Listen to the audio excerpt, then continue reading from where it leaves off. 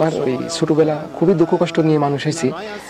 ওই যে নানি আমাকে এটা ওটা আনি আনি খাওয়াইতো, ওই টাইমে আমার ওই কাঁচা তরকারি আমি খাইতাম। কি বলেন? সেই রকম ভাবে খাইতাম পেটের ক্ষুধায়, মানে জড়ো সড়ো, মানে আমার পারতেছি না যে আমি মরি যাই, অস্থিরতা বাদ করতো। তখন কি করতাম, ওই নানি এই বাড়ি থেকে সিম, ও বাড়ি থেকে আনাজ, ও বাড়ি থেকে ধুমা, ও বাড়ি থেকে করলা আনি বাড়িতে রাখতো। রান্নার সময় দিতাম না, আমি লিয়া খাইতাম।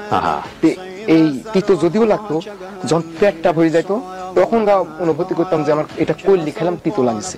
তার আগে আমার কাছে আর ভিতরে আমার কিছুই লাগেনি। আপনি কি কথাটা বুঝতে পারছেন? ক্ষুধা কত মারাত্মক হতে পারে। আলহামদুলিল্লাহ, জীবন নিয়ে আর কোনো অভিযোগ নাই। আল্লাহ আমাদের অনেক ভালো রাখছে। হে নারী পুরুষ, সন্তান নেওয়ার আগে 100 বার ভেবে নিন, যাতে আপনার সন্তানের এরকম কষ্ট না করে বেঁচে থাকতে হয়। তারা কিন্তু ডিভোর্স হওয়ার পর দুইজনে দুইটা বিয়ে করে নিছে, কিন্তু এই সন্তানটা কি অবস্থা।